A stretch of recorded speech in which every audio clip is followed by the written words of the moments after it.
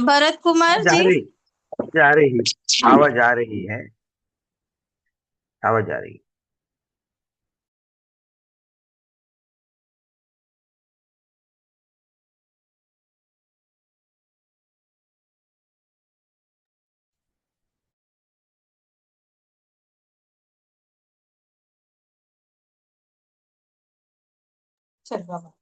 Hello.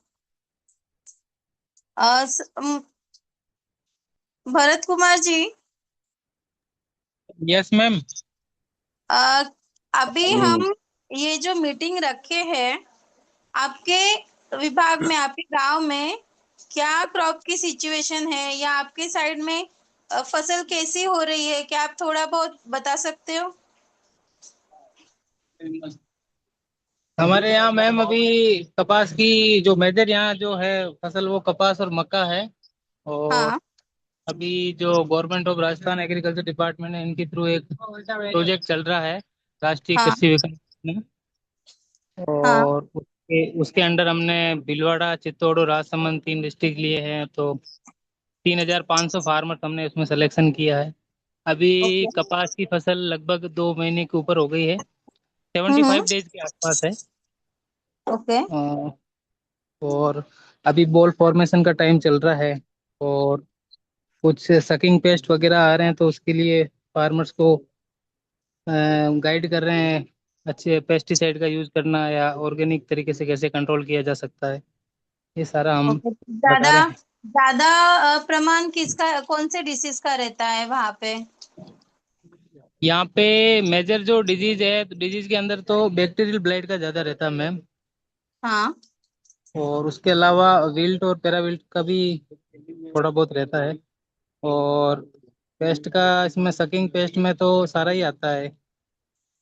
और हम्म। Pink bollworm का तो इतना ज्यादा कोई इश्यू है नहीं यहाँ पे, ओके। नॉर्मली। और ये हार्वेस्टिंग का पीरियड आपके इलाके में कब चालू होता है, कौन से मंथ से? हमारा मैम यहाँ हार्वेस्टिंग का अक्टूबर के अंदर चलता है मैम। अक्टूबर तक? हाँ, सितंबर एंड से अक्टूबर के बीच। मीन्स ये वन वन मंथ ही रहता है? हाँ, 3 बार पिकिंग होती है। मेजर तो 3 बार ही होती है। ओके। जी। और कपास पूरा हार्वेस्ट होने के बाद ये मीन्स सेकेंड क्रॉप लिया जाता है कि जमीन वैसे ही रहती है? नहीं, उसके जैसे तीन तीन बार पिकिंग, फर्स्ट जैसे पिकिंग 60% हो गई, सेकंड 30, और लास्ट में 10% या 15% जो भी है पिकिंग होने हाँ। के बाद में जो इनकी कपास की जो रेजिड्यूज है, बनेटियां हैं, उसको फार्मर से वो जलाने में काम ले लेते हैं। हम्म। यही रहता है। वो रोटावेटर ओके। चला देते हैं फील्ड में, फिर हाँ, वापस सेकंड। एक सेकेंड भरत, एक सेकेंड।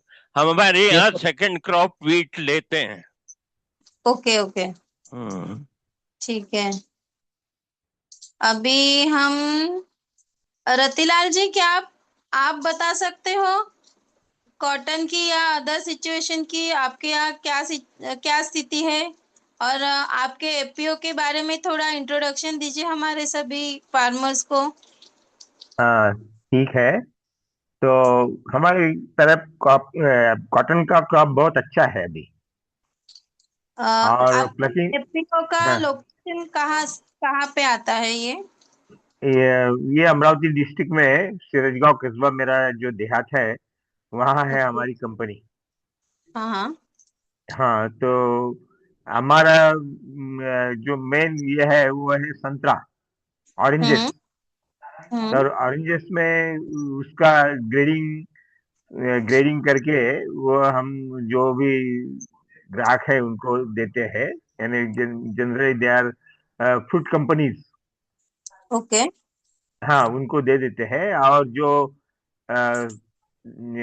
लो ग्रेड का माल है उसका इस हम्म। साल हम जूस निकाल कर उसको पाउडर बना के वो मार्केट में सेल करने का सोच रहे हैं अभी। इंफ्रास्ट्रक्चर तो बना लिया है, मशीनरी आने की है। तो ये ये- जो है, ये हाँ हाँ। आप जैसे अभी कुछ रहते हैं नाबार्ड रहता है, स्मार्ट जैसे है जो एफपीओस को हेल्प करते हैं ग्रोथ करने के लिए, इससे किसी हाँ अंडर ही काम चालू है ये एफपीओ का? हाँ हाँ, उसके अंडर काम चालू है, स्मार्ट प्रोजेक्ट में ही वो सब चालू है। स्मार्ट के अंतर्गत आपका ये काम अभी चालू हो रहा है? हाँ हाँ। तो मशीनरी प्रॉपर आ गए, मीन सेट हो गए आपके, क्या आने बाकी है कुछ? ग्रेडिंग की मशीन तो है हमारे पास। अभी हाँ। जूस निकालने की मशीन वो आने वाली है, जूस निकालकर उसका पाउडर बनाने की मशीन आने वाली है। ओके। हाँ। और आपके एपीओ में कितने सभासद जुड़े हैं अभी? अभी हमारे पास तो more than 1000। More one than thousand 1000? One हाँ, थाउजेंड वन ओके। थाउजेंड तो और ये सभी फार्मर्स को मीन्स एपीओ में कौन से क्रॉप लिए जाते हैं और ऑरेंज के अलावा? ऑरेंज के अलावा अभी तो ऑरेंज तक ही सीमित थे, लेकिन अभी ग्रेन भी हम वो यानी गवर्नमेंट को पैकिंग करके दे रहे हैं। मैंने जो है तुम्हारा जो ग्रेन पर्टिकुलरली चना हम्म। या गेहूं, इस प्रकार का भी सेल हो रहा है कंपनी से। ओके। हम्म। मनोहर जी आपके एपीओ के ही है ना, मनोहर सुने? हाँ, चेयरमैन है, chairman. He is chairman of the company, नमस्कार प्रेसिडेंट। मनोहर सर।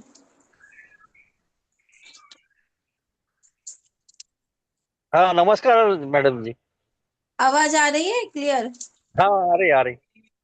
ओके, तो अभी इन्होंने तो बताया थोड़ी बहुत इंफॉर्मेशन आपके हाँ, एपीओ के बारे में, अभी आप भी थोड़ा आपका इंट्रोडक्शन दे दीजिए। बहुत अच्छा काम कर रहा है आपका एपीओ ऑरेंज में। हाँ, हमारा ऑरेंज में काम चलता है और कुछ फार्मर इसके कॉटन के भी है। ओके, तो कॉटन कितना परसेंट होता है आपके इलाके में? जैसा ऑरेंज समझो 75% होता है, तो कॉटन 25%। पहले कॉटन 50% होता था, लेकिन अब ऑरेंज बढ़ने से ये कम हो गया। ओके। और ये कॉटन अभी इस साल कितना परसेंट है? कॉटन है ना अभी ये एरिया में 25% कॉटन है ना। 25%? ओके। तो अभी कॉटन से क्रॉप की क्या सिचुएशन है, कुछ डिसीज दिख रहा है या फिर अच्छे तरीके से है?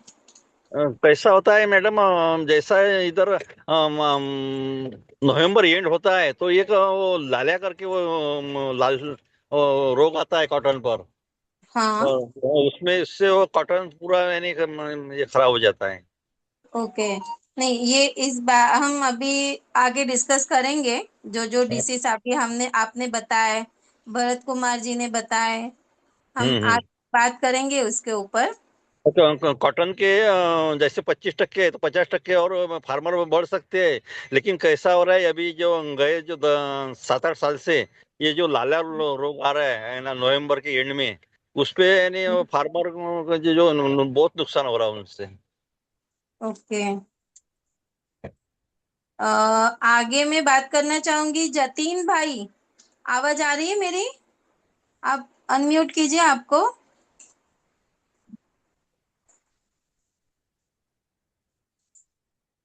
जतीन भाई।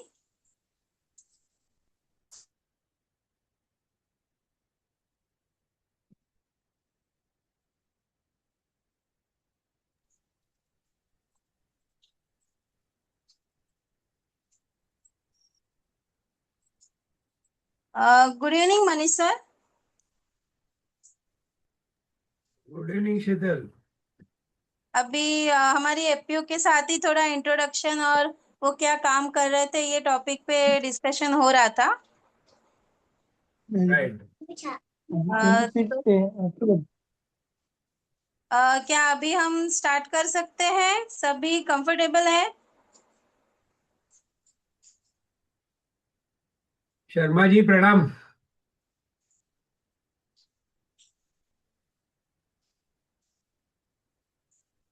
आप म्यूट में है शर्मा जी।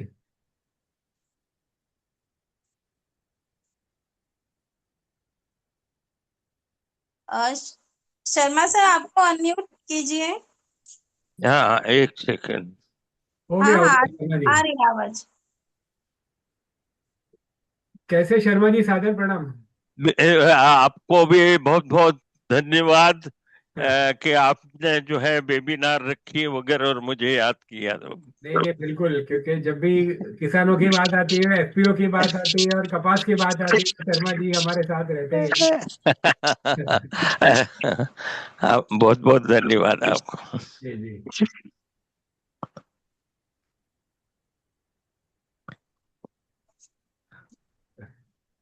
शीतल, शुरू करते हैं अपने। जो भी शेयर होल्डर्स जुड़ गए हैं उनको भी ज्यादा वेट नहीं कराना है। और ये हाँ बहुत काम अभी करना बाकी है। अभी अभी तक जो लोगों ने बोला वो शर्मा जी ने भी सुना, मैंने भी सुना। तो अपना ये प्रेजेंटेशन होने के बाद हम उनके सवाल भी लेंगे कि ये जो लालिया आता है नवंबर में इनको, और इससे जो डर बैठ गया है कपास के किसानों को, उसका क्या सॉल्यूशन हो सकता है। तो वो हम शर्मा जी की राय और उनका भी मत लेंगे कि क्या क्या सॉल्यूशन इसमें हो सकता है। और भी कोई एफपीओस को कुछ भी क्वेश्चंस होंगे तो ये प्रेजेंटेशन के बाद जो, और हम जो अभी कहना चाहते हैं वो सब शेयर होल्डर देख ले, उसके बाद हम जरूर से सभी के क्वेश्चंस को आंसर करने की कोशिश करेंगे इस वेबिनार में। जरूर सर। अभी मैं आपके सामने शुरुआत में एक वीडियो प्ले कर रही हूँ। सभी को विनंती है वो ध्यान से देखिए। इसके बारे में हम आगे जरूर डिस्कस करेंगे। ये एक प्रकल्प है जो कॉटन गुरु ने महाराष्ट्र के 2-3 जगह या फिर महाराष्ट्र के बाहर तेलंगाना साइड और 2-3 बहुत सारे एपीओ के साथ ये प्रोजेक्ट किया हुआ है। तो वो किसके ऊपर है, एक शॉर्ट में मैं आपको दिखाना चाहती हूँ।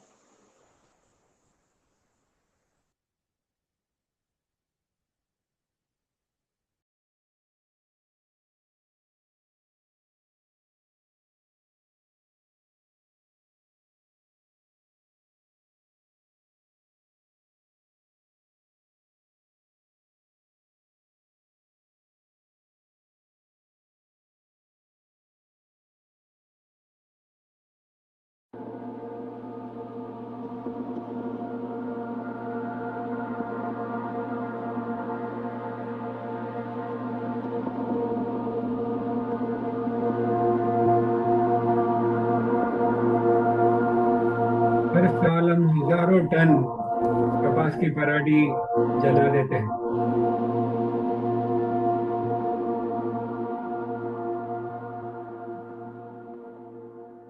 यही वो पराली है जो हम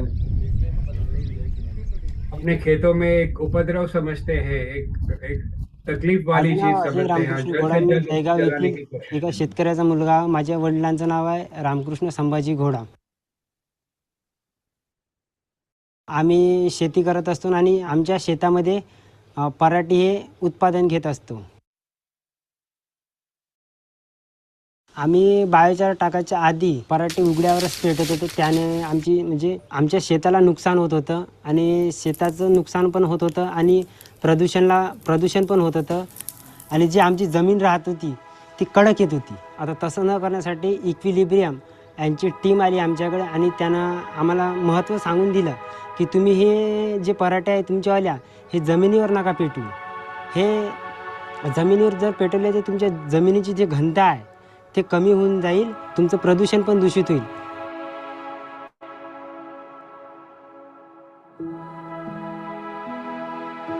तर त्याने असं सजेस्ट केले की आम्हाला क्वांटिकी मशीन देतो, तर त्यामध्ये तुम्ही पेटवा आणि त्यापासून तुम्हाला खत पण मिळेल फ्रीमध्ये. मग तसं त्याने आम्हाला सांगितलं आणि त्याच्याबद्दल आम्हाला ट्रेनिंग दिली.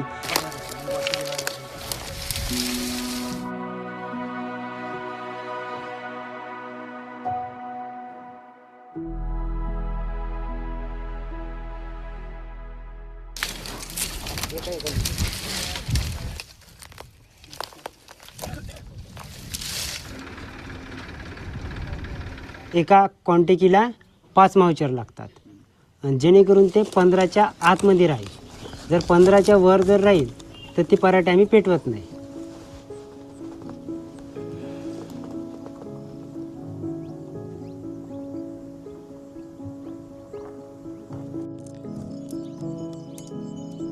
या पराठीमध्ये भरपूर मावचर आहे. हे 2-3 दिवसासाठी ते सोडून द्यायचं, थोडंसं पसरून द्यायचं आहे. गुड क्वांटिटी का माहिती.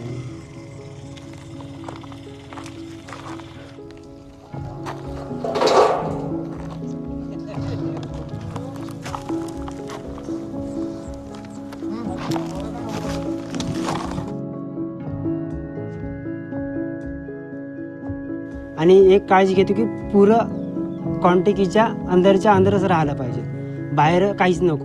जे लेबर आपले राहतात, जे मशीनवर काम करणारे, त्यांना सांगावं लागतं की थोडं थोडं टाका, म्हणजे लेअर बाय लेअर.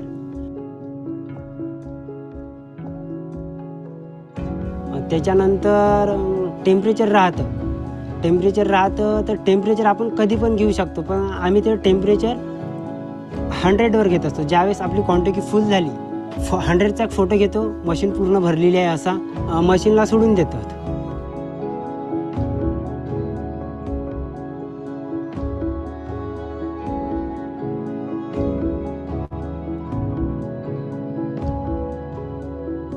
सोडून दिल्याच्या नंतर पुरी व्हाईट राग बनतं त्याच्यावर. त्याला म्हणतात प्री कॉन्चिंगचा फोटो. तो फोटो मारला का लगे आम्ही त्याच्यामध्ये पाणी सोडतो. एका क्वांटिटीमध्ये किती निघलं तर त्याचं मेजर आम्ही ड्रममध्ये करतो.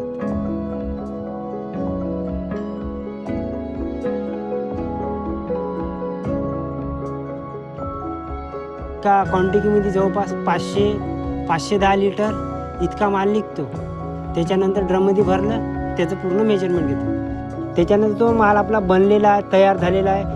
त्याच्यानंतर तो माल आपल्याला शेतकऱ्यापर्यंत पोहोचवायचा आहे.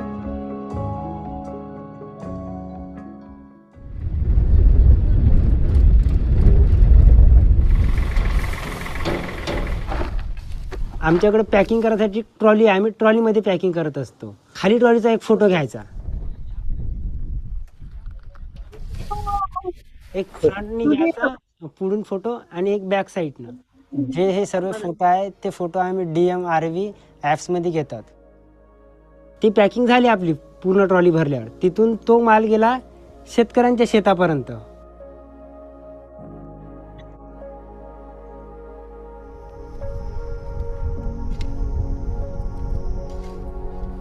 आणि त्याच्यानंतर मिक्सिंग पण करून घेईल त्याच्याकडून, मिक्स करून आणि ते शेतामध्ये पसरून घेईल.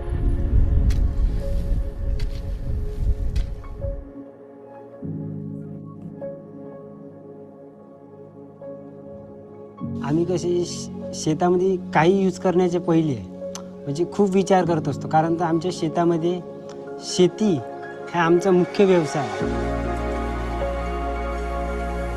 बायोचारमुळे आमचा फायदा होत गेला. 4 घाट्या, फुलपाती, झाडाची उंची वाढणं, त्याच्यामुळे जमिनीची सुपीकता वाढली आणि जे पाणी जे येते ते पाण्याचे म्हणजे जमिनीत निचरा बनवून ठेवले. 1 वर्षापासून मी स्वतः अनुभव घेतला आणि ते मी दुसऱ्यांना पण सांगेन की शेजाऱ्यांना कभी या बायोचार खतापासून काय काय फायदे होते आणि काय नाही, याच्यापासून काय उत्पन्न वाढ येते, हे सुद्धा मी दुसऱ्यांना पण स्वतः अनुभवून दुसऱ्यांना पण मी सांगणार. याच्यामध्ये शेतकऱ्यांची आर्थिक परिस्थिती बी सुधारली, म्हणजे बायोचार बनवणं, शेतकऱ्यांना पोचवणं. कारण आम्ही स्वतः एक शेतकरी आहोत, पण असं हे बायोचार असा एक प्रकल्प आहे की जो शेतामध्ये टाकले आणि त्याला नुकसान वगैरे काही नाही आहे, असे शेतकऱ्यांना आम्हाला म्हणजे इन्फॉर्म केलं. आणि यावर्षी अजून पण शेतकरी जुळले, तुम्ही बायोचार बनवून द्या आम्हाला, आम्ही तुम्हाला पूर्ण आमच्या शेतातल्या पराठ्या देतो.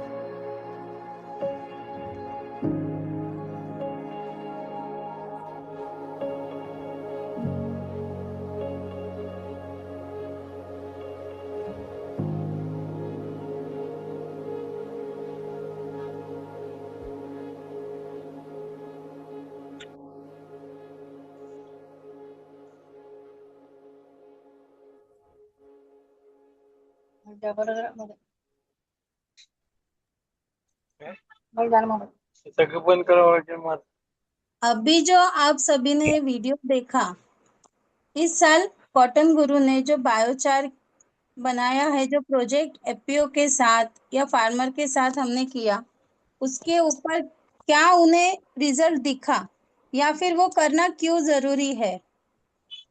ये दिखाने के लिए ये वीडियो मैंने आगे प्ले किया था। अभी मैं बताना चाहती हूँ कि कॉटन गुरु महाफार्मा प्रोड्यूसर कंपनी,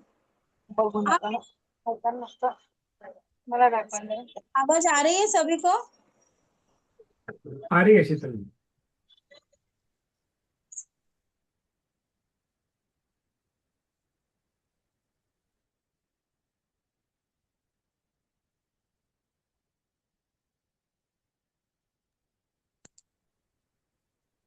कॉटन गुरु महा एफपीओ का मैं शॉर्टली आपको इंट्रोडक्शन बताती हूँ। ये कंपनी किसान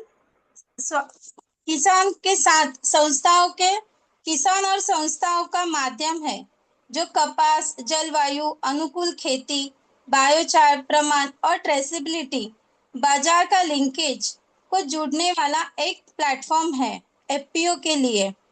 कॉटन गुरु महा एफपीओ के साथ 75 प्लस एफपीओज हैं। 42,000 प्लस फार्मर्स अभी जुड़े हुए हैं और लगभग इस साल 4,000 मैट्रिक टन बायोचार का उत्पादन हुआ है। अभी कॉटन गुरु के हाथ में जो प्रकल्प है और जो हम एफपीओ के साथ ये शेयर करना चाहते हैं ताकि एफपीओ भी इस प्रकल्प में इन्वॉल्व हो सके और उनको भी नई टेक्नोलॉजी या फिर अलग अलग जो नए तरीके हम एफपीओ को बताना चाहते हैं वो ये समझ सके। तो अभी हमारे पास है जो आपने वीडियो देखा, एक बायोचार का प्रकल्प है और दूसरा प्रकल्प है एडब्ल्यूडी। जो मिडल में फोटोज आपको दिख रहा है ये पाइप का फोटो है। एडब्ल्यूडी राइस का प्रोजेक्ट है। एडब्ल्यूडी का फुल फॉर्म होता है अल्टरनेट वीडिंग एंड ड्राइंग। ये है राइस के ऊपर। राइस की खेती पूरे पानी के ऊपर है, पानी के अंदर होती है और पानी को कंट्रोल कैसे कर सकते हैं, जितनी आवश्यकता है उतना ही पानी या फिर उतना ही खाद हम कैसे प्लांट को दे सकते हैं और राइस की ग्रोथ अच्छी तरह उत्पादन निकाल सकते हैं, इसके ऊपर ये प्रकल्प है।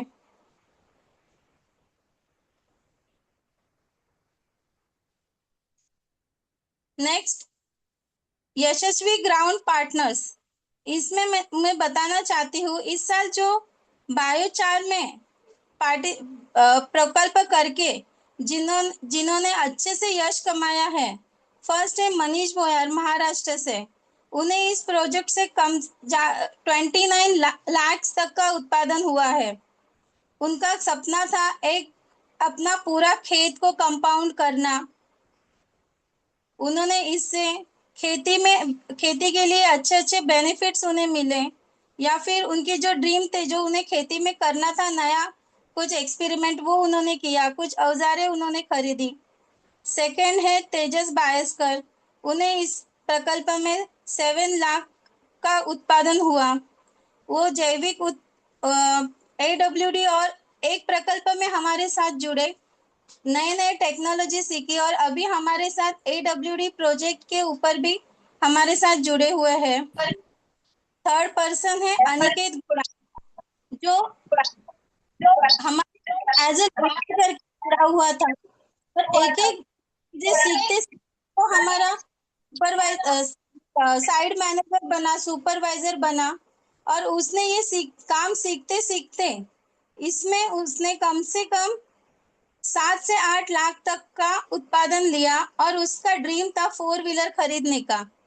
20 साल का लड़का है, उसने ये टेक्नोलॉजी सीख के उसके गांव में जो फार्मर्स रहते हैं उनकी मेंटेलिटी उन्होंने चेंज की, क्योंकि गांव में फार्मर ये पराठी जलाते थे। उसको इसका एम समझा और उसने फार्मर को बताया और ये सक्सेस करके दिखाया, खुद गांव में भी करके दिखाया और उसका इफेक्ट उसके पर्सनल लाइफ में भी हुआ। फोर्थ पर्सन है धनराज जाधव करके, उसको 29 लाख का उत्पादन इस प्रकल्प में हुआ है। इसे उसने खेत के लिए या फिर खुद के परिवार के लिए कुछ अच्छी चीजें की, जैसे घर बांधना होता है, खेती में कुआं खोदना होता है, कुछ यंत्र सामग्री उसने खरीदी और इसके फोटोज नीचे दिए हैं। नेक्स्ट,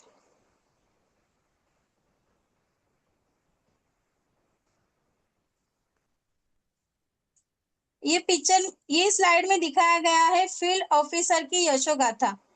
ये जो फर्स्ट हमने स्टार्टिंग में वीडियो दिखाया उस बंदे का ये वीडियो है।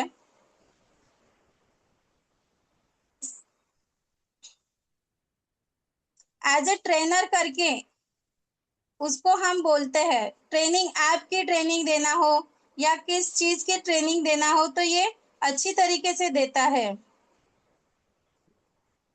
आज ये क्या काम मैनेज कर रहा है शीतल जी? अभी ये एफपीओ के साथ, फार्मर्स के साथ कोऑर्डिनेशन करता है। उसी जैसे बायोचार का क्या इम्पोर्टेंस है, बायोचार एप्लीकेशन कब करना है, क्यों जरूरी है, ये एफपीओ को और फार्मर्स को बताने का काम कर रहा है। वो भी मॉडल फार्म पे भी काम कर रहा है। हमने महाराष्ट्र और तेलंगाना में कुछ मॉडल फार्म बनाए हैं। उसका ऑब्जर्वेशन, डे टू डे का रिपोर्ट करना और उधर क्या सॉल्यूशन हम क्या कर सकते हैं, ये काम अभी ये स्टाफ हमारा कर रहा है, ये ट्रेनर हमारा कर रहा है। नेक्स्ट, कॉटन गुरु भागदार प्रगतिशील एफपीओ। इसमें मैंने फर्स्ट प्रहलाद बोरगट जी, सूर्या एफपीओ हिंगोली में से, उनके पास ये कम से कम 72 टाइप्स की वो टर्मरिक अभी ग्रोथ कर उत्पन्न ले रहे हैं और ये भी नेचुरल फार्मिंग की तरह से। और उन्होंने पानी फाउंडेशन के थ्रू एक स्कीम है, उसका फॉर्म भी भरा है। कॉटन का भी वहां पे बेल्ट है, वो पूरी नेचुरल फार्मिंग करते हैं। सेकेंड एपीओ है दत्तप्रयाग एपीओ परभनी से। उन्होंने स्मार्ट अंतर्गत 3000 मैट्रिक टन का वेयर हाउस डाला हुआ है और चिप्स, कुरकुरे इनका पैकेजिंग और सेलिंग वो कर रहे हैं। थर्ड है वाकोड़ी एफपीओ नागपुर से। नाफेड अंतर्गत उनकी चना खरीदी होती रहती है। अभी उन्होंने इस साल स्मार्ट के अंतर्गत नेचुरल फार्मिंग के लिए कुछ ट्राई करे, वो अप्रूवल हो गया है उनका। और कॉटन में सीआईसीआर के साथ बीटी कॉटन और एसडीपीएस प्लांटिंग का वो प्रोजेक्ट चालू कर रहे हैं, प्रोजेक्ट शुरू किया है उन्होंने। और उनके एरिया में लगभग 70% कॉटन होता है, उसमें से 45 to 50% फार्मर्स इरिगेशन में आते हैं। और फोर्थ है ओवी इनोवेशन जलगांव में से अशोक गाड़े जी। उन्होंने बनाना के ऊपर बहुत सारे अच्छे प्रोडक्ट्स बनाए हैं, जैसे बनाना चिप्स हमें पता रहता है, पर उसके अलावा भी बनाना के उन्होंने अलग अलग अच्छे प्रोडक्ट्स बनाए हैं जो आउट ऑफ भी सेल होता है। और उन्होंने 2025 में उनका एक पैटर्न रजिस्टर किया हुआ है और उनको इसमें अच्छा सक्सेस आ रहा है। इनके एरिया में भी कॉटन होते हैं और ये भी नेचुरल फार्मिंग करते हैं। ये 4 जो एफपीओ के बारे में स्टोरी मैंने अभी आपको बताई, ये कॉटन गुरु महा एफपीओ के शेयर धारक है। और ऐसे ही अलग अच्छी अच्छी स्टोरी मैं सभी को बताना जरूर चाहूंगी।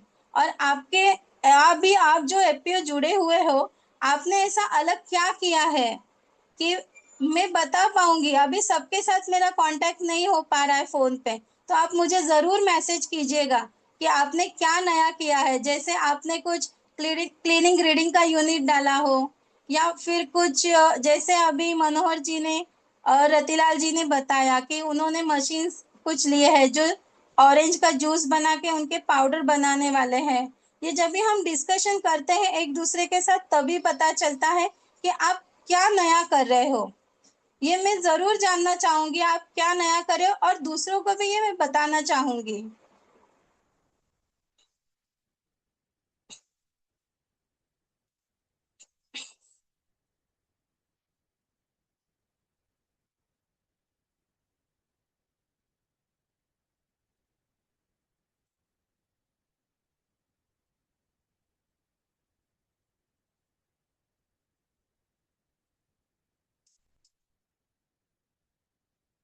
अगर कोई एफपीओ वैल्यू एडिशन में कुछ काम कर रहा हो, या फिर वो कुछ सीड के ऊपर एक्सपेरिमेंट कर रहे हो, ये तो मुझे जरूर आप बताइएगा।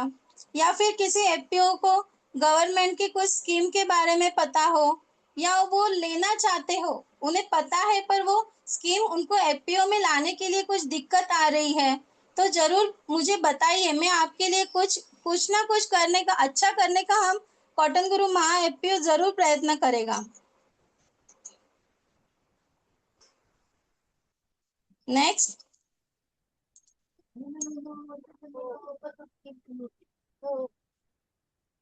अभी जो आपके सामने स्लाइड दिख रही है उसमें कुछ एफपीओ के नाम लिखे हुए हैं मैंने।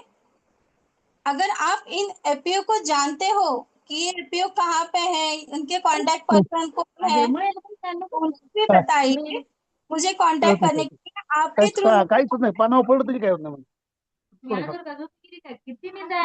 लोक धन बरेच लोक आहे ना फवारले. हो. राहतात.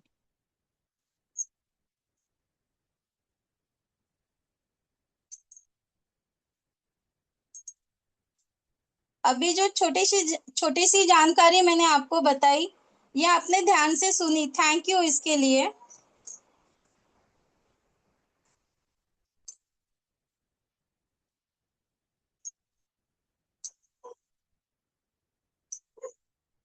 अभी मैं नेक्स्ट मीटिंग में इनवाइट करना चाहती हूँ अपने खेती के लिए। जब भी हम कौन सी भी सोइंग करते हैं, कौन सा भी क्रॉप लगाते हैं, मिट्टी क्यों ये सॉइल टेस्टिंग होना क्यों जरूरी है।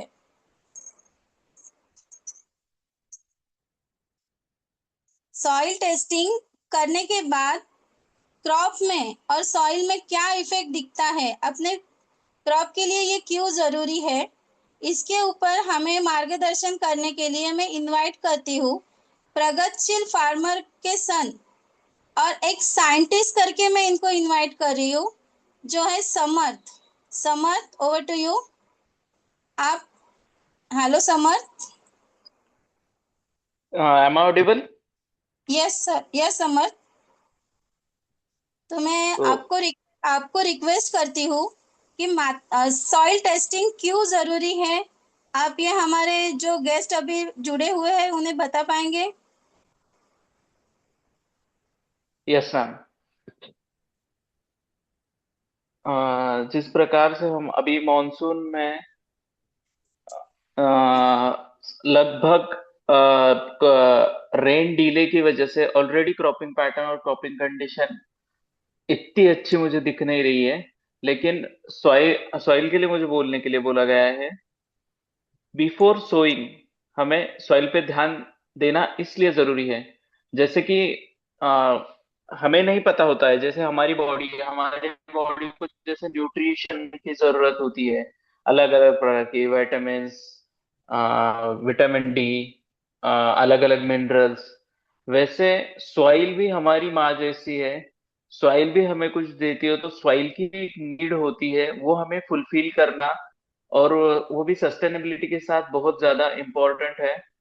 तो जो फर्टिलाइजर्स हैं, सिंथेटिक फर्टिलाइजर्स की वजह से सॉइल का जो टेक्सचर है, जो अ, अपना अलग अलग जो फिजिकल पैरामीटर्स है, वो उन पे बहुत ज्यादा अफेक्ट होता है। लेकिन उसी जगह हमने अगर ऑर्गेनिक कंपोस्ट, ऑर्गेनिक खाद का अगर यूज किया, तो सॉइल का जो फिजिकल या मॉर्फोलॉजिकल प्रॉपर्टीज है, वो सस्टेन होने में बहुत मदद होता है।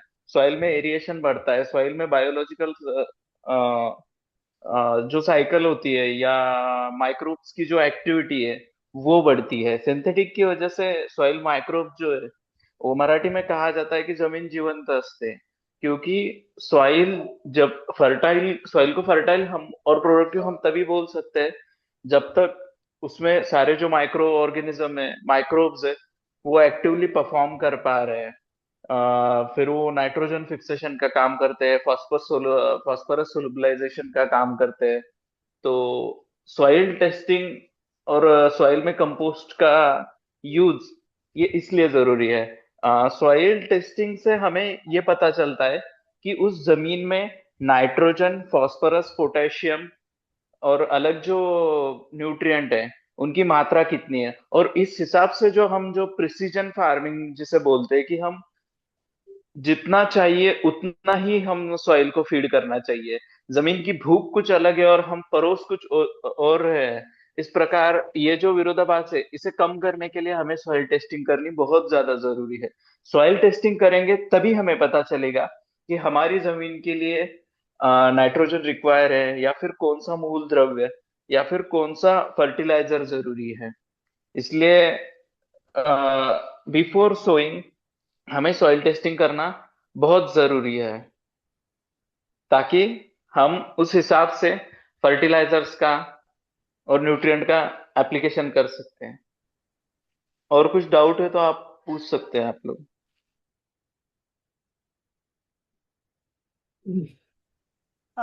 सॉइल टेस्टिंग क्यों जरूरी है ये अभी समर्थ ने बताया। क्या किसी को इसके ऊपर समर्थ को कुछ क्वेश्चन पूछने हैं?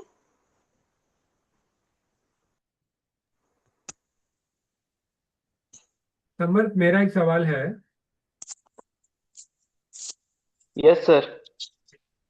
हाँ, ये बताओ कि पहले तो सॉइल की हालत क्या है अभी, जो सॉइल का जो स्वास्थ्य है ना, वो अभी कैसा है भारत में? क्या होना चाहिए और क्या है? जैसे कि मेरी एक उम्र है, मेरा वजन इतना किलो होना चाहिए और इतना किलो है, तो मुझे पता चलता है कि भी 80 किलो होना चाहिए और 90 किलो है, या 60 किलो होना चाहिए और 80 किलो है, और मेरा बॉडी मास इतना होना चाहिए, इतना है। तो ऐसा सॉइल का क्या है जो हमें जानना जरूरी है कि सॉइल का स्वास्थ्य ऐसा होना चाहिए और अभी ऐसा है अपने यहाँ पे? Yes sir. सर जैसे कि हम देख पा रहे हैं कि कई प्रकार के लॉसेस होते हैं, सॉइल लॉसेस। उनकी वजह से जो सॉइल है, इंडियन सॉइल, वो ऑलरेडी डिग्रेडिंग कंडीशन में है, क्योंकि सिंथेटिक फर्टिलाइज सिंथेटिक फर्टिलाइजर्स का जो यूज है वो बहुत ज्यादा बढ़ चुका है। पहले की तरह अब सॉइल्स नहीं रही है जिनमें आप जैसे कि पहले कंपोस्ट का, या फिर जो ऑर्गेनिक मैन्योर है, या फिर जो जिस भी प्रकार का जो भी रहे कन्वेंशनल प्रैक्टिसेस, उनका यूज ज्यादा होता था। अभी सर नाइट्रोजन जो है 64% जो इंडिया की सॉइल है वो नाइट्रोजन डेफिशिट चल रही है। जो ऑर्गेनिक कार्बन है वो लगभग 48 से 50 के परसेंट सॉइल में अभी लो है इंडिया के। और माइक्रोन्यूट्रिएंट का ये परसेंट बहुत ज्यादा है, क्योंकि मोस्ट ऑफ द टाइम हम यूरिया, डीएपी, यही सब फर्टिलाइजर्स यूज करते हैं। माइक्रोन्यूट्रिएंट की तरफ इतना कोई ध्यान नहीं देता, या फिर उस तरफ किसी का उतना ध्यान नहीं जाता। तो ओवरऑल इंडिया की सॉइल में लगभग सर 60 से 70% जो सॉइल है वो माइक्रोन्यूट्रिएंट डेफिशिट है। और इसके बहुत रीजन है सर, मतलब फर्टिलाइजर्स का यूज इम्बैलेंस हो रहा है, मतलब पता नहीं है कितना डालना है, और अपन अप्लाई कितना कर रहे हैं। ऊपर से सर इंटेंसिव फार्मिंग हुई है, जैसे कम जमीन में से ज्यादा उत्पादन लेने के लिए लोग बहुत ज्यादा इंटेंसिव फार्मिंग की तरफ तरफ झुक रहे हैं। तो उस वजह से सर मैकेनाइजेशन का यूज ज्यादा हो रहा है, उससे सॉइल का टेक्सचर खराब हो रहा है। ऊपर से सर जो केमिकल्स है, पेस्टिसाइड, हर्बिसाइड, या फिर जो भी रहे, ग्रोथ रेगुलेटर, इनका एक्सट्रीम लेवल पे यूज करने चाहिए, नहीं करने चाहिए ऐसा मैं बिल्कुल नहीं कहूंगा, लेकिन एक्सट्रीम लेवल पे इनका यूज हो रहा है। उसके साथ साथ सर लो ऑर्गेनिक इनपुट्स एक मुझे दिख रहा है कि ऑर्गेनिक इनपुट जो भी है उनकी सर प्रोडक्टिविटी कम होती है। तो प्रोडक्टिविटी कम होती है तो उस वजह से उस वे पे कोई जाता नहीं है, इसलिए जो ऑर्गेनिक इनपुट्स है वो बहुत लो लो यूज हो रहे हैं। और क्लाइमेटिक इम्पैक्ट भी sir one of the reason है कि क्लाइमेटिक इम्पैक्ट की वजह से आ, बहुत मतलब सॉइल का मतलब टेम्परेचर वगैरह ये सब जो चीजें है उसमें सर ऑर्गेनिक कार्बन रिड्यूस होने में बहुत बड़ा इम्पैक्ट है सर। और सॉइल ऑर्गेनिक कार्बन अभी कितना है और कितना होना चाहिए?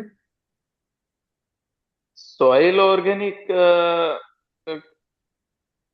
Soil organic carbon carbon sir अभी मैंने जो इंडिया लास्ट की। लास्ट पढ़ा था वो 0.3 0.35 है अपने यहाँ पे। हाँ, और होना चाहिए मिनिमम 0.6, मतलब उससे कम तो। 0.5 से सर 0.75 तक होना चाहिए। अभी जो राइट। नेशनल एवरेज है वो 0.3 है हमारा।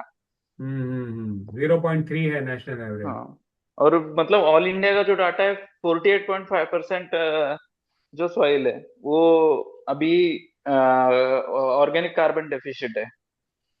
बरोबर है, तो ये तो बहुत जरूरत है सुधारने की। Yes sir. ये और हम 0.2 या 0.3% से भी ऊपर ला सके, 0.3 से 0.5 0.6 तक, फिर भी हम बहुत कुछ अचीव कर लेंगे। बरोबर है, क्या फर्क पड़ सकता है कि ये 0.3 का 0.6 हो गया तो? सर सॉइल की हेल्थ में फर्क पड़ेगा, न्यूट्रिशंस की मोबिलिटी में फर्क पड़ेगा, रूट्स को ज्यादा अवेलेबल होगा, और अल्टीमेटली सर तो प्रोडक्टिविटी और जो अपना ओवरऑल प्लांट हेल्थ है वो तो बेटर होना ही है। बरोबर है, राइट राइट। प्रहलाद जी कुछ पूछना चाह रहे हैं मेरे ख्याल से। जी हाँ, प्रहलाद जी कहिए। प्रहलाद सर। हाँ हेलो। हाँ, पूछिए, आपको क्या पूछना था? नहीं नहीं, पूछने मैं ये कहना चाहता था कि मिट्टी का जो सैंपल लेते हैं हम सॉइल टेस्टिंग के बारे में, तो उसमें भी हमें अपने किसानों को अवेयर करने की जरूरत है। हम यहाँ ग्राउंड लेवल पे जब देखते हैं ना, तो बहुत सारे किसान सैंपल कैसे लेना इसके ऊपर ही उनका अज्ञान रहता है। और कहीं से भी मिट्टी अपने खेती की लाते हैं और वो सैंपलिंग को देते हैं, तो उससे सही तरह का रिजल्ट उसको नहीं मिलेगा।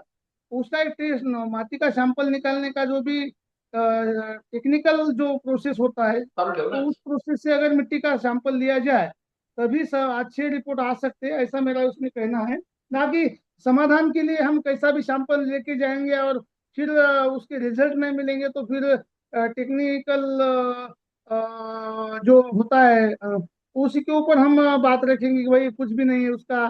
फिर मिट्टी जांच के ऊपर विश्वास उनका उड़ता रहेगा, बताएंगे ऐसा, लेकिन उसके पीछे रीजन खुद जवाबदारी है, जिम्मेदारी है, ये खुद थोड़ा है सोचना चाहिए और सही हे तरह से ओट्स आहे ना, सैंपल लेना चाहिए, ये मेरा कहना था इसके ऊपर। तो इसके ऊपर फोकस करना कच्चा पण चाहिए खाऊ हमें। शकतो तू, चांगलं लागतं ते, खाऊन पाहिजे sir. Hello hello. Summer. Sir तो थोड़ा इसके ऊपर भी आप थोड़ा फोकस करें, जानकारी दे तो बहुत अच्छा होगा। समर, क्या आप इसके ऊपर कुछ बोलना चाहेंगे? सॉइल कलेक्शन की सर एक टेक्निक होती है,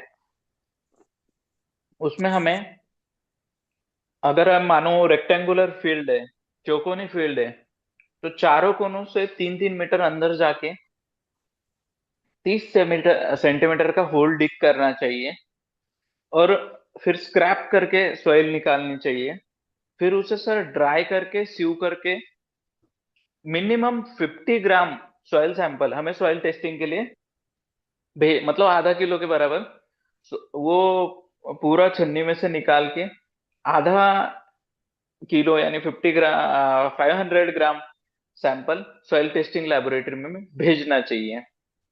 और जो डाटा आता है उस डाटा को किसी टेक्नीशियन को दिखा के फिर क्या डेफिशिएंट है, उसे इम्प्रूव करने के लिए क्या कर सकते हैं। ये जो टेक्नोलॉजिकल जो एस्पेक्ट है ना सर, ये जो पर्सपेक्टिव है ना फार्मर का, ये डेवलप होना चाहिए। बस नाम के लिए या फिर अच्छा कर रहे हैं सब इसलिए कर रहे हैं, इसका कोई पॉइंट नहीं अगर उसका आउटपुट या रिजल्ट ना आए तो। Thank you. होती तर जास्त दिसती का दिसणं चांगलं. मतलब ही तब है जब उसको ढंग से टेस्ट करेंगे। Yes sir. और लेबोरेटरी में भी जहाँ पे सर डिस्ट्रिक्ट की लेबोरेटरीज रहती, वहां पे 7 या 8 रुपए है कि या कुछ तो भी चार्जेस लेता है गवर्नमेंट। और जो मृदा और जल संधारण का ऑफिस है वहां पे फार्मर्स के लिए फ्री टेस्टिंग भी होती है। हाँ, एकदम मिनिमल चार्जेस पे आपकी सॉइल सैंपल्स का टेस्टिंग होता है। तो ऐसे एक इनविटेशन है आपको समर्थ, आप सॉइल में बहुत सारा स्टडी है आपका और बहुत ब्राइट स्टूडेंट रहे हो आप, और बहुत सालों से कॉटन गुरु आप परिवार के साथ जुड़े हो, तो ऐसी कोई स्कीम हो या ऐसा कोई प्रोसेस हो जिससे हमारे शेयरधारक एफपीओ जुड़ सकते हैं, तो हम जरूर वो करना चाहेंगे। जो थोड़ा बहुत उसमें खर्चा भी आता है तो कॉटन गुरु महा एफपीओ करने के लिए रेडी है। तो आप कुछ भी ऐसा है तो जरूर सजेस्ट करो।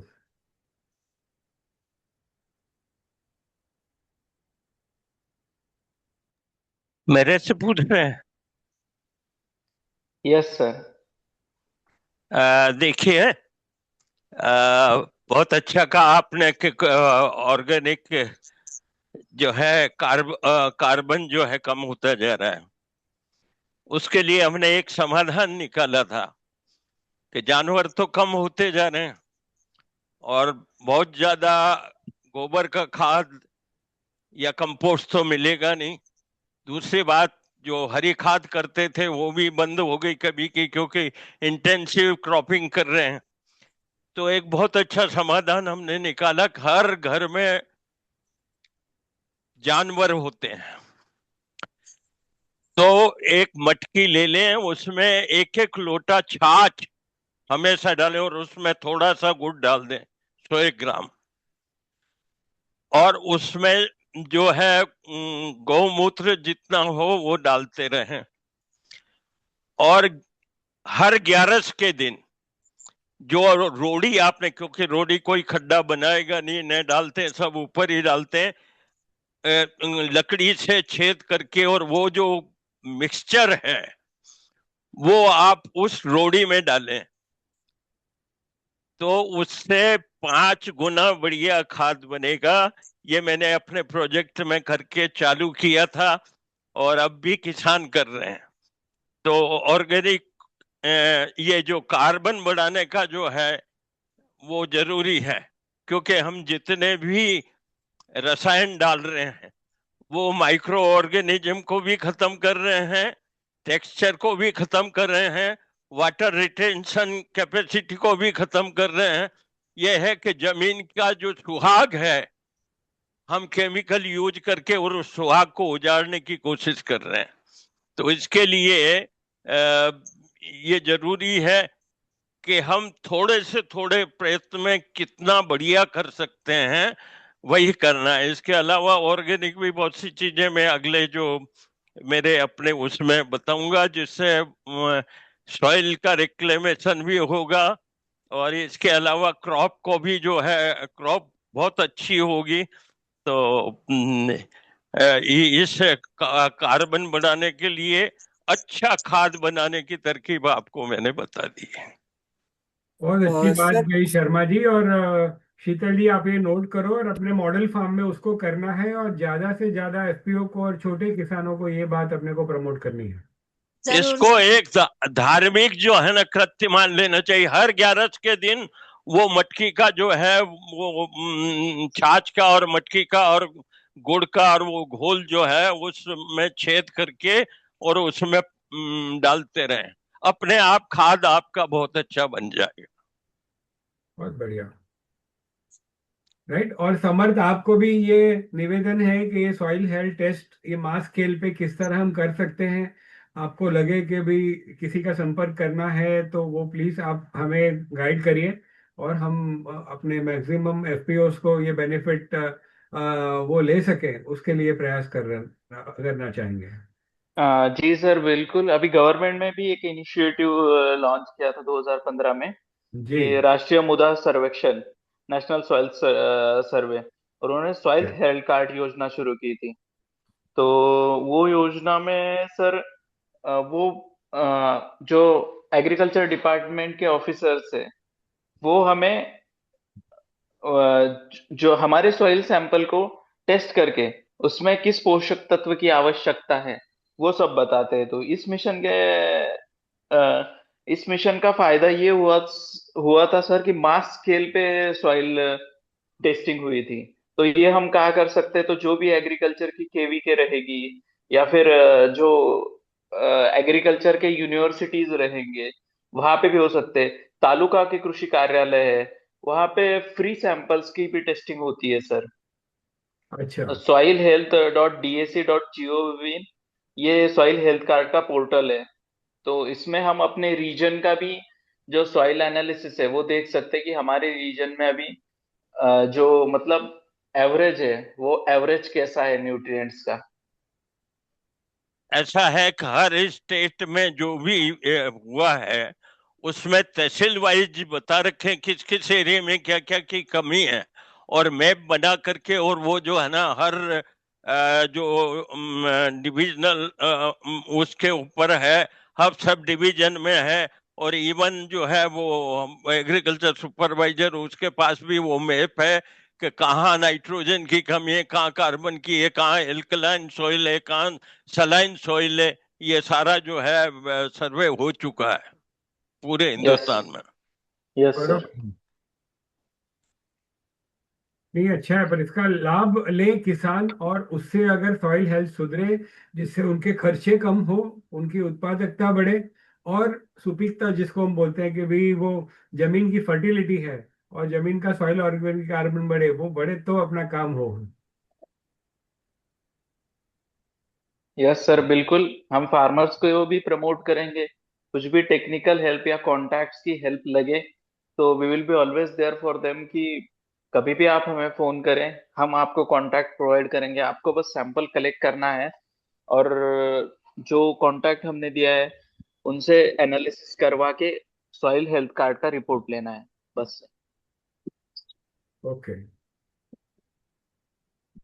महेंद्र जी, क्या आप कुछ पूछना चाहेंगे इसके ऊपर?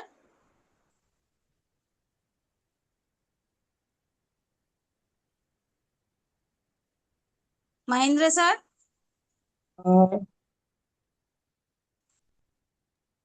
नहीं madam, continue. Okay. Sunil sir,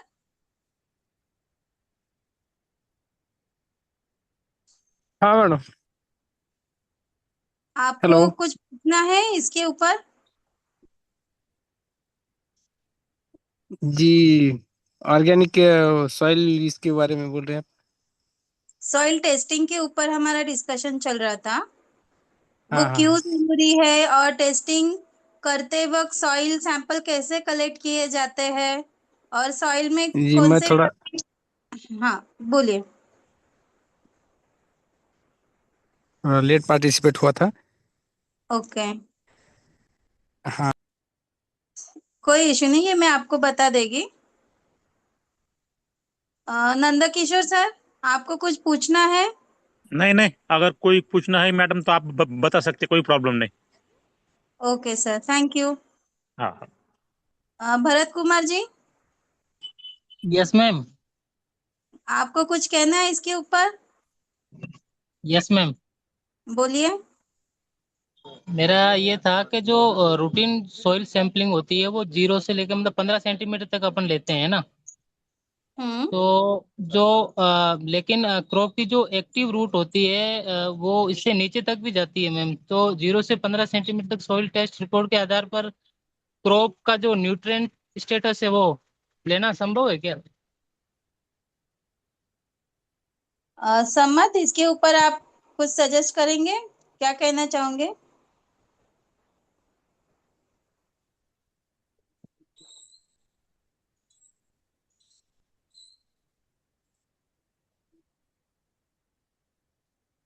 समर्थ?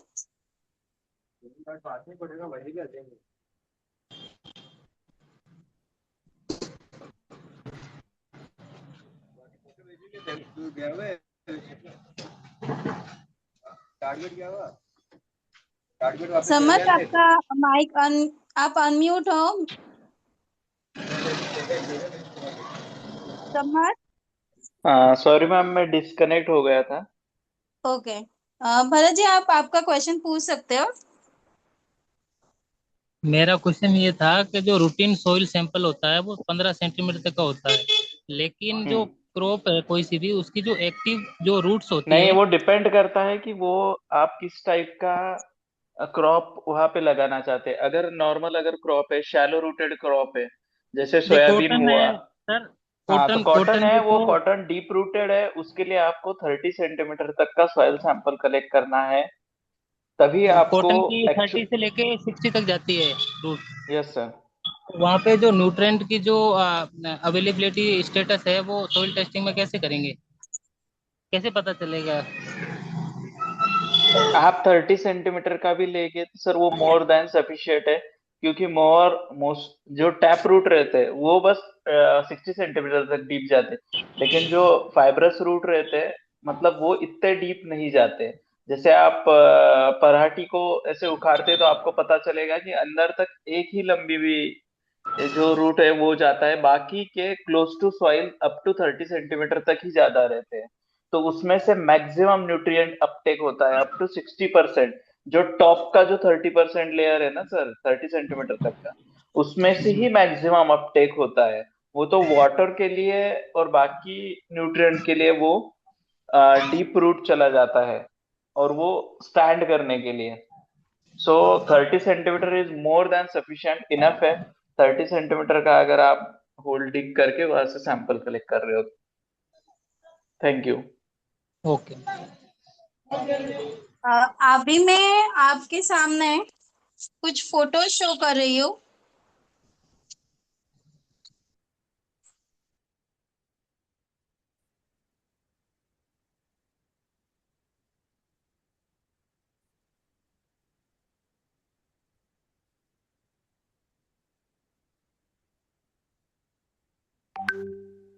इस मीटिंग में अभी मैं आगे इनवाइट कर रही हूँ जो जिनको खेती में या एक्सपेरिमेंट में बहुत 50 साल से अधिक तर का एक्सपीरियंस है, कम खर्चे में अधिक उपज कैसे ली जाती है और खेतों में आने वाले डिसीज पर घरेलू उपचार कैसे कर सकते हैं, इसका मार्गदर्शन करने के लिए मैं इनवाइट कर रही हूँ पुरुषोत्तम जी शर्मा को, जो हमारे साथ जुड़े हुए हैं। शर्मा शर्मा जी, हाँ नमस्कार। नमस्कार। अभी जो फोटोज दिख रहे हैं, जो हमारे एफपीओ है महाराष्ट्र में और गुजरात में, तेलंगाना में, उनके यहाँ पे कपास की कुछ सिचुएशन अभी ऐसे दिख रही है, कुछ कीड़े खा रहे हैं या पत्ते सफेद पड़ रहे हैं। तो आप कुछ सजेस्ट कीजिए कि वो किस तरीके से अच्छे से ग्रोथ कर सकते हैं अभी। सब किसान भाइयों को नमस्कार। मनीष जी हमारे प्यारे साथी हैं, उनको भी नमस्कार। मैं कोशिश करूंगा कि अच्छी खेती और कम लागत में हम क्या कर सकते हैं। तो ये फोटो मुझे भेजे थे, तो देखो जब फसल हम बोते हैं तो सबसे पहले जो है चूसने वाले कीड़े लगते हैं, और चूसने वाले कीड़े में जेसिड लगता है। आप पौधे को अगर हिलाएंगे तो हरा हरा मच्छर उड़ता हुआ नजर आएगा। अगर पत्ते जो है जो दोना होता है वैसा उल्टा होने लगेगा। इसी ढंग से नीचे अगर आप देखेंगे तो एक कीड़ा जो है तिरछा तिरछा चलता है, जिसे थ्रिप्स कहते हैं वगैरह, वो जो है आपके उसको पत्ते को खुरच खुरच के खाता है। तो इसी बीच में आपके सफेद मक्खी भी आ जाती है, वो भी आ जाती है, वो भी चूसने वाली है। तो इन सब के लिए मेरा निवेदन सुन लेना बहुत आराम से, कि काश्तकार आराम से जाता है तो उसको रोगोर पकड़ा देते हैं, उसको इमिडाक्लोप्रिड पकड़ा देते हैं, एसिटामेप्रिड पकड़ा देते हैं। तो भैया आप भूल करके भी पहला स्प्रे कभी भी, ये जो दवाई मैंने बताई है रोगोर, इमिडाक्लोप्रिड, एसिटामेप्रिड, ये कभी मत डालना। आप कभी मत डालना। अगर आप डालोगे तो आपके जो है वो लाल सुंडी, वो जो लाल सुंडी है वो जल्दी आपके आपके खेत में आएगी। तो इसमें डालना क्या चाहिए? एक क्विनल फास्ट दवाई आती है। क्विनल फास्ट एक टंकी मतलब 15 लीटर में 30 मिलीलीटर, या प्रोफेनोफास्ट 30 मिलीलीटर। आजकल क्या कर रहे हैं ये दवाई वाले कि उसमें सिंथेटिक पाइरोथाइड भी मिला देते हैं प्रोफेनोफास्ट में। तो कभी भी जितनी भी कपास की फसल है उसमें 120 दिन तक सिंथेटिक पाइरोथाइड, जिसमें साइपरमेथ्रिन, फेनोलेट वगैरह जितने भी हैं, ये बिल्कुल नहीं डालना चाहिए 120 दिन तक। साइंटिस्ट कहते हैं, मैं तो कहता हूं बिल्कुल ही नहीं डालना चाहिए। तो जब भी प्रोफेनोफास आप डालो तो वो उससे को केवल प्रोफेनोफास दो, उसमें कुछ मिली हुई चीज मुझे नहीं चाहिए।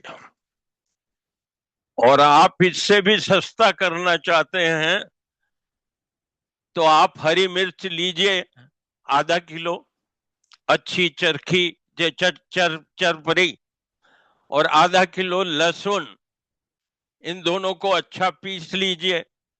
पीस करके और अलग अलग बाल्टी में इसको अच्छा तरह घोल लीजिए और 150 लीटर पानी में मिला करके और आप छान करके 150 लीटर पानी में मिला करके, और आपकी कपास की फसल में या कोई सी भी फसल हो, कोई सी भी फसल हो जिसमें चूसने वाले कीड़े लगे हैं, वो निश्चित रूप से मर जाएंगे। तो इसके अलावा दूसरा आपके पास बहुत सस्ता सा इलाज है, खट्टी छाछ। खट्टी छाछ होती है और गौमूत्र भी मिल जाता है। तो 1 किलो खट्टी छाछ और 1 किलो गौमूत्र एक टंकी में मिला करके आग छाटोगे तो भी हो जाएगा। इससे दोहरा फायदा है कि आपकी जब आप इसको छाटोगे तो फसल को पोषण भी मिलेगा और कीड़े भी मर जाएंगे। आपकी फसल बिल्कुल हरी झक हो जाएगी, जो आपके जो भी नुकसान हुआ वो भी आपका रिकवर हो जाएगा। तो आप इस हिसाब से इन कीड़ों को आप मार सकते हैं। एक भाई ने कहा था कि जो हम संतरे बो रहे हैं और कपास भी 15% बोते हैं, या उसमें जो है लाल पड़ जाती है। अरे भाई, लाल पड़ना ही मुसीबत की जड़ है। आदमी जब लाल पीला पड़ जाता है तो भाई उत्पात करता है। तो इस लाल पीले की जड़ का मूल कारण है मैग्नीशियम की कमी। ये हमारे यहाँ भी पड़ता था, उसको हमने बंद कर दिया कि भैया तू नहीं, लाल नहीं पड़ेगी तो इसमें मैग्नीशियम सल्फेट का जो है करते हैं, लेकिन मैग्नीशियम सल्फेट की बजाय एनपी ये जो है सूक्ष्म तत्व जो आप छांटते हो, तो सूक्ष्म तत्व आप छांटोगे तो ये लाल पड़ना बंद हो जाएगा। लाल पड़ना बंद हो जाएगा। और दूसरा फायदा ये होगा कि जो पैराविल्ट की अभी उन्होंने बात कही, पैराविल्ट की बीमारी भी समाप्त हो जाएगी। आप एनपीके और सूक्ष्म तत्व का जो है ना पैकेट है, एक आप छांट दीजिए और छांट करके आपका न तो लाल पड़ेगी और न जो है आपकी पैराविल्ट आएगी, और इसके अलावा आपकी फसल भी अच्छी होगी। एनपीके छांटना आपको जरूर पड़ेगा। तो मैंने बताया कि भाई आप पैसों से कैसे बचत कर सकते हो। तो इस बचत के लिए आपको एक बड़ी चमत्कारी चीज आपको बता रहा हूं, जो भीलवाड़ा प्रोजेक्ट में हमने की। ये भरत भी हमारे साथ रहा कि आप कोई सी भी फसल हो, चाहे फलदार पौधे हो, चाहे कपास की फसल हो, हिंदुस्तान में पहली बार माइकोराइजा का प्रयोग मैंने करवाया। और आज भीलवाड़ा जिले में और आसपास की तहसीलों में, आसपास के दूसरे डिस्ट्रिक्ट में पागल है आदमी, गेहूं में डाल रहा है, अफीम में डाल रहा है, मक्के में डाल रहा है। अभी कह रहे थे कि साहब ये केमिकल नहीं है भैया, ये एक फंगस है। एक फंगस है जो जड़ों को 5-10 गुना नीचे बढ़ा देती है। और आपका जो सुपर फास्फेट है जो जमा होता है, जो काम में नहीं आता है वगैरह, वहां तक ये जड़े पहुंच के जो सुपर फास्फेट है, आपके माइक्रो न्यूट्रिएंट है, उन सबको जो है कर देता है। और हमारे यहाँ के काश्तकार और यहाँ तक कि CICR के जो साइंटिस्ट आए और उनने जब देखा, शर्मा साहब ये माइक्रो राइजा क्या है, ये आपने ये क्या किया वगैरह जो है, मैंने कहा देख लो भाई, काश्तकार से पूछो। तो अभी जो है भीलवाड़ा में हुई थी, उसमें डॉक्टर सतीश सेन जो बहुत अच्छे साइंटिस्ट है कपास के, वो कहने लगे शर्मा साहब आपका माइकोराइजा कैसे चल रहा है। मैंने कहा माइकोराइजा तो अब आसमान तक पहुंच गया है अब पहले धरती तक ही था, अब आसमान तक पहुंच गया। तो माइकोराइजा आप किसी भी फसल में, गेहूं, जो मक्का, अफीम वगैरह, जिसमें भी कपास वगैरह, कितना बीघे का 2 किलो, बीघे का 2 किलो, मतलब जो 1 एकड़ का 4 किलो आपको डालना पड़ता है। तो मैंने तो काश्तकारों को चालू करने के लिए काश्तकारों को उधार दिलवाया और ये कहा भैया इसको डालो, फायदा हो तो पैसे दे देना। तो उनने डाला और ये कहा दूर से जिन ने देखा वो भाग भाग करके आए, साहब ये कहाँ मिलता है।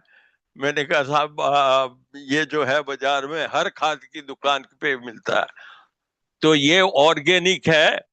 तो आप डरना मत कि ये माइक्रोराइजा जो है हम डालेंगे तो इससे हमारे माइक्रो ऑर्गेनिज्म खत्म होंगे या कुछ भी होगा। अगर आप ये कि नहीं भाई हम तो बाजार का कुछ भी नहीं, तो सस्ता आप घर पे कैसे बना सकते हो ये भी बता देता हूं। आप एक मटकी लें, एक मटकी में 2 किलो पके हुए चावल लें, या चावल पके हुए नहीं है तो उसमें 200-250 ग्राम गुड़ डाल करके उसको पका लें। पका करके उस मिट्टी को, उसको जो है एक पेड़ के नीचे गाड़ दें और ढक्कन जो है लगा करके उसको मिट्टी से ढक्कन लगा करके और ढांक दें। 20-21 दिन में वो माइकोराइजा बन जाएगा। उसको फिर आप जो है ना, किसी आप हाथ नहीं लगाना आपको, वो जो चावल है उसको निकाल के और उसमें पानी डालिए और पानी डाल करके उसको घोट लीजिए।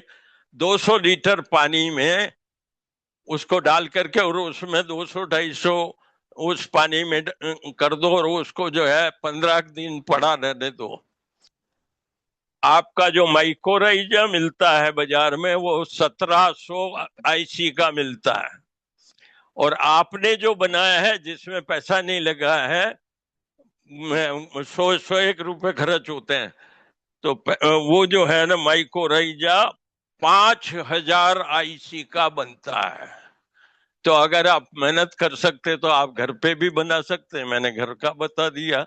बाजार से लाना चाहते हो तो वो 4 किलो का पैकेट 500-550 रुपए में मिलता है। तो जहां से अर्थ मिलता हो, जहां से पैसा मिलता हो तो काश्तकार खर्च कर देता है, मतलब जो है उसके लिए डरता नहीं है। जिन काश्तकारों ने एक जब साइंटिस्ट आए थे CICR वाले, एक सुभाष जी, और एक काश्तकार अड़ गया मेरा खेत आपको देखना पड़ेगा सुभाष जी, नहीं तो मैं जो है ना आपकी गाड़ी आगे नहीं जाने दूंगा। वहां जाकर के दिखाया कि साहब ये जो कुछ भी माया है वो माइकोराइजा की वजह से मेरी तो फसल बैठ गई थी और अब ये फसल हो गई। आपको 7 दिन में चमत्कार नजर आ जाएगा। तो दूसरी जो चीज है मैंने ये बताई। तीसरा आप और अच्छा कर सकते हो, अभी उनने जो सॉइल साइंटिस्ट ने बताया कि यार हर आप जो है ना वो कहते हो कि साहब ये घर मुझे खूब धारता है यार, जब से आए आनंद है, ये गाय आई तब से आनंद है, ये मेरी पत्नी आई तब से आनंद है, नहीं तो नहीं है आनंद है तो रोज झगड़े होते हैं। या ये जो है जमीन मुझे नहीं धार रही, ये कुआं पानी मुझे धार नहीं रहा है, तो सबसे पहले अपनी जमीन को पॉजिटिव कीजिए। बहुत सीधा तरीका आपको बताता हूं। ये जो है बहुत अच्छा तरीका है कि आप जो है कहीं से भी जहां देवता वगैरह का या हवन हुआ हो 100 ग्राम भभूत ले लें, उसमें 100 ग्राम फिटकरी डाल दें और एक कपड़े में बांध करके 200 लीटर के पानी में आप डाल दें और पानी में डाल करके और 24 घंटे में वो डाल करके और फिर उसको निकाल लें और आप जिस खेत में आप डालेंगे आपकी जमीन पॉजिटिव हो जाएगी। क्योंकि मैंने जो है मेरे जो कार्यकर्ता उनको बताया कि कैसे पॉजिटिव होता है, कैसे नेगेटिव होता है और कैसे जांच करना चाहिए। हाथ जब पॉजिटिव चीज हाथ में रहती है तो हाथ नीचे नहीं कर सकता आदमी कितना भी, और नेगेटिव होती तो हाथ वो जो है ना ऐसे हिलने लगता है। तो ये करना ये जरूरी है। तो मैं 3 चीजें काश्तकारों को जरूर कहूंगा कि ये जरूर अपने कपास के खेत में करें। ये पूरी चीज मैं बता देता हूं। पहला तो ये है कि आप पास पास बुआई करें। आपके यहाँ एचडीपीएस में तो 6 इंच बाई 3 फीट है और मैं ये कहता हूँ 6 इंच नहीं, आप तो 3 बाई 1 पर बुआई करें। सेकंड, ये काबर के साहब हमारे बारिश हुई, फसल खराब हुई है, तो आप जब भी बुआई करें मतलब या जब भी आखिरी जुताई करें तो उस पे मेड़ बना दें, बंड बना दें। तो उससे क्या होगा कि अगर पानी की कमी होगी तो भी वो पानी जो है उसको जो है सोखने से बचाएगा, फसल को पानी मिलेगा। अगर पानी ज्यादा हुआ तो उन नालियों से निकल करके और बाहर निकल जाएगा। तो ये नाली बनाना ज्यादा जरूरी है। थर्ड चीज ये है कि आपको आपकी 4 साढ़े चार फीट की 5 फीट की जैसे ही फसल हो उसका सिर तोड़ो, डीटोपिंग कहते हैं। तो सिर तोड़ो, तो सिर तोड़ने से नीचे की शाखाएं फूटेगी और जितनी शाखाएं ज्यादा फूटेगी उतने ही जो है आपके हमारे यहाँ डिंडू कहते हैं बॉल्स ज्यादा लगेंगे। आपको तो बॉल्स ही तो चाहिए, तो वो जो है आप कीजिए। चौथा ये है कि आप नियम बना लें कि एनपीके प्लस ये माइक्रो न्यूट्रिएंट का स्प्रे जरूर करें।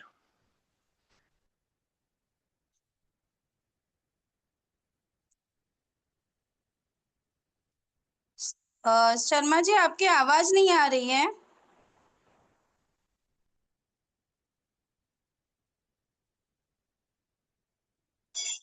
आपने बहुत अच्छी जानकारी हमारे एपीओ में जो जुड़े हुए हैं उन्हें दी, और आपने जो बताए हैं उस रास्ते पर अगर ये किसान और एपीओ की टीम चलती है तो उन्हें जरूर बहुत अच्छा फर्क दिखेगा।